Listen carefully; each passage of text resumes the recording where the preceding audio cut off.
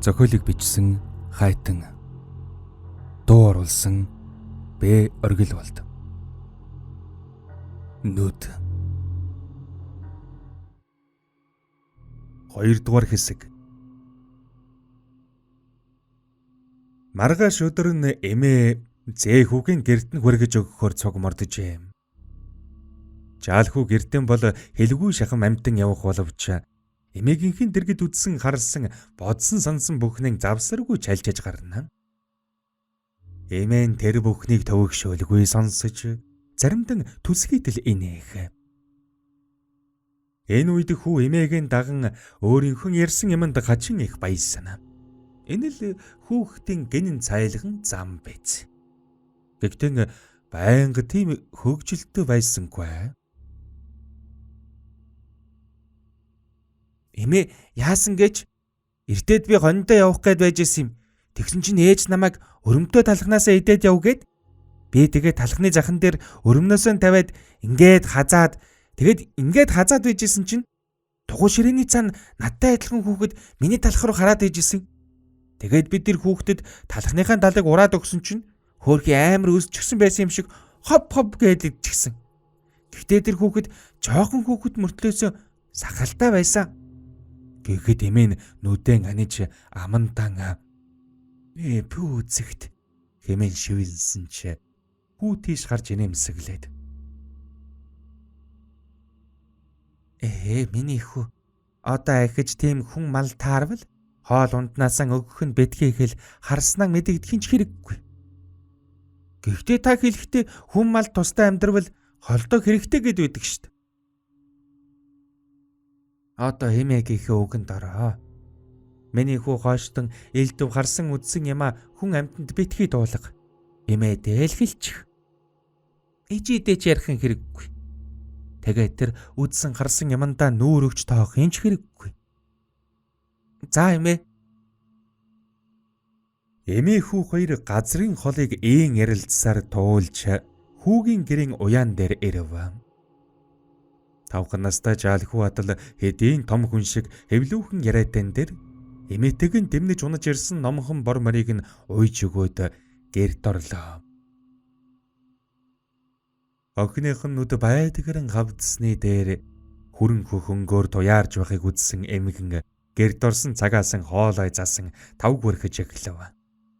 Охин нь баахан санаа зовонгүй цай хийж өгөх эмгэн түүнийг нь хоёр гараар нь тосон авч амсалгүй тавилаа. За, энэ чинь юу болж байгаа юм? Газар дээрх ганц охины минь нүд яаж хав? Тэгэхэд хойморц тамхинэр цуусан хүрэгн нь эхнэрийнхээ нүд рүү нэг хялам хийгээд яах юу байдгийг хөлтөн хий орсон хар тэрэн харан хүшин гарч гүйж гадлыг хилааж унахтан чулуу дэрэлчихгүй юу? Гээд хэв нэг ярьж суухыг сонссон охины нүдэнд нулимс цэйлэгнэв. Ихийг үзээд чи энэлх зовлонгон хугаслан ярьж хэлж чадахгүй байх нь юутай гаслан. Харин түрүүхэн эмээтэйгэн холойрын хов живийг тасралтгүй шулганаж ирсэн хүү гэрийн үүдээр алгамагцсан хилэн татчихсан аятай таг дууг болж харцсан гүйлэгнэн тогтож ядна. Эмээ за хүүхэ чи манай данх сим хидээлтэй сэргэлэн бор хүлэрсэн. Нэрлээ давчих малгүй, нэрээ дуучих саамгүй л байсан.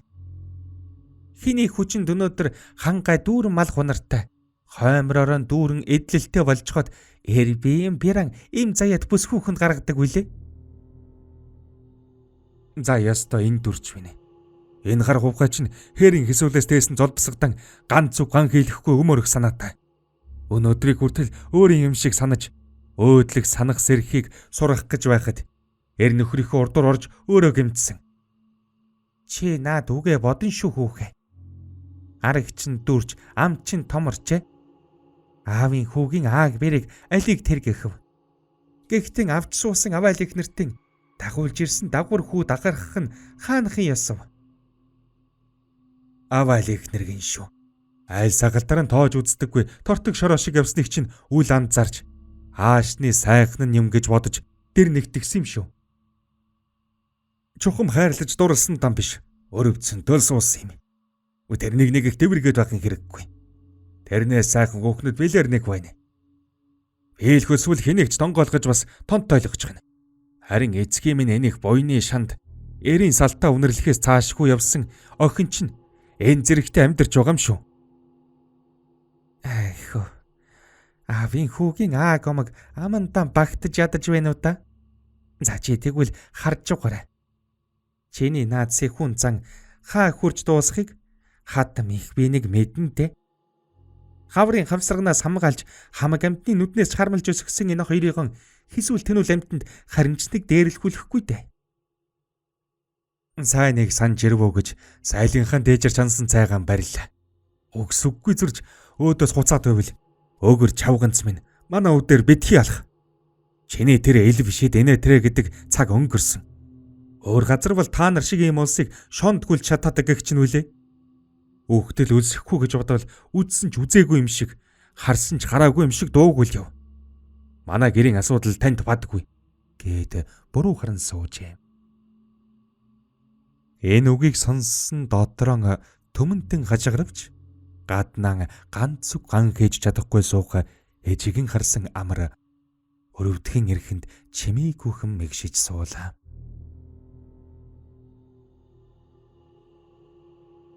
Эмээн гэрүүдэн буцахаар уяан дээрэн ирэхэд жаалхүү араас нь даган шогшоод иржээ. Эмээ, та намайг аваад яваач. Хөө минь. Чи ээжийнхээ хажууд байж хамгаалахгүй бол гориггүй. Дээрээс нь бүлтийсэн хөөргөн хоёр дүүч нь байна. Миний хүү тэгж явж болохгүй. Тэр дүүнер чинь тэр номшийн хүүхдүүд шүү дээ. Ухаа, амаа мэдчи. Юу гэж байгаа юм? Хүн муу байж болно. Муу байлаа гэд өөрөөсөн ахмад настай хүнийг тэгж хэлж болтгүй юм. Тэгэд ээжийг зодсоор угаад алчвал яах юм? Тэгэхгүй өөр минь. Эмээн яасан ч тэгүүлэхгүй. Гээд мориндон мордохт нь хүү дэмнэж өгөөд эмээгийнхэн сүүдэр үзэгдэхгүй болтол харж зогслоо. Энэ хооронд гэр дотроос хойд эцгийнх нь ганц хоёр гар хүрлээ гэд газрын холоос шулам ихийг дуудуулж ирж намайг хараалах гэж угаа чинь ээ нөө. Тэгвэл шулам ихийн чинь хараал надад хүрэхээс уртж би чамайг тугдаалгачих л да гэж хашгирах дуун ээжийнх нь орилон уйлантай хамт сонсдов. Энэ цөөрэ буруу харж мордсон эхийн чихэнд ч дуулдах. Эмэг нь нүдэн аниж бурхан сайхан байсан минь. Өнчин хүүг минь өршөөж хайрл. Өөрөө ч юм тавилан дунсныг бодож төрдийн хүлээж хүлцэж өгөөч хэмээн амандан залбирч байлаа. Хүү эргэн гэртэн ороход хойд эцгийнх нь хоёр нүд улаанаран эргэлдэж хоймрын ширдэг дээр зэрэгцэж суусан хоёр дүүн чанга хашгиран уйлна. Харин ээжийнх нь амнаас цагаан хөөс цагарч хоёр нүднийх нь хүүхэн хараа өгөө болоод ар гэдрийг нь татчихсан байхын тэр. Хойд эцэг нь үүнийг ч тоолоогүй босоо тэр үлэгч минь бааштад бахираад байлгүй босоо тэр гэж хөвчөн тасартал ориллоо. Хүүгийн хүйсний нүхэн тушаа нурууны голоос халуун мэдрэмж буй болсон нь сэр даган дээшилсээр дагц хавьд нь төөнж байсан нь тархин дундуур нь сэтлэн орж хоёр нүднийх нь хурхаагаар хачин их өвдөд эхлэхэн тэр. Хүү тэр дорон хоёр нүдэн даран доош суугаад орилж гарчээ. Хоёр нүдийг нь хэрэг ирээд тоншоод байх шиг час хийх өвдөлтний хажуугаар хоёр гарынх нь алга халуун шингэнээр угаагдан байхыг хальтгарсан хүү айхын ихээр айж хөлөөн тийчлэн уйлж эхлээд ухаан алдав. Нэг сэрхнэн амьсгал нь боогдон нүүр нь халуун шатаад нүд нь бүрэлзээд тодсон харагдсангүй. Хоолой хаваа маажих гэтэл хоёр гар зүрэн байдаг хүчээрэн боож угаа ихэнхэн гартаа тулгархан тэр. Нүдэ анивчүүлэн хөлөөн тийчилж аймаг уух завсар ихэнх нь үх идэг мангас хэрийн хисүүл тэнүүл амтнаас олдсон муцуулбсаг гэж шүдэн завсран сийгүүлэн хэлхэн дуулдана.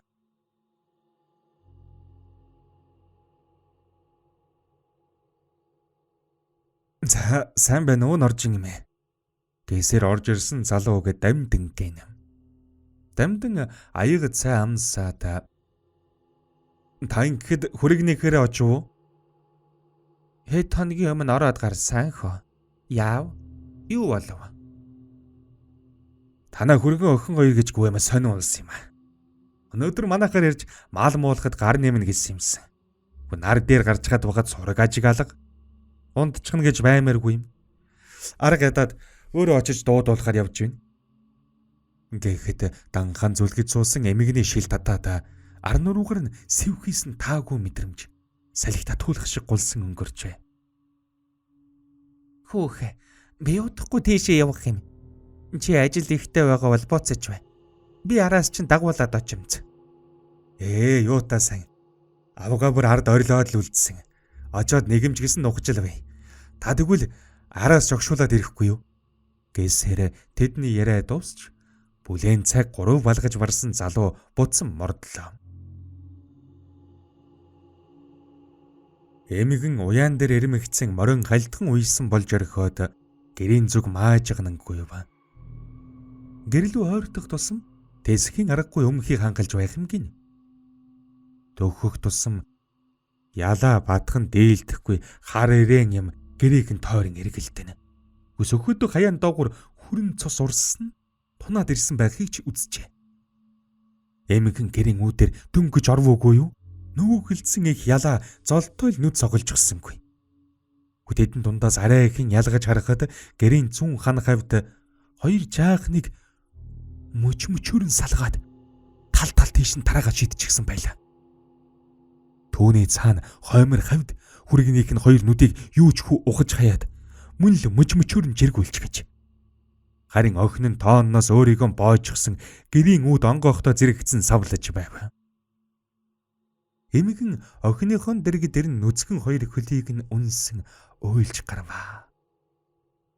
Гэтэлгэнд баруун орны дороос тунай муутай дуугаараа эмээ гэхэн сонсдлоо.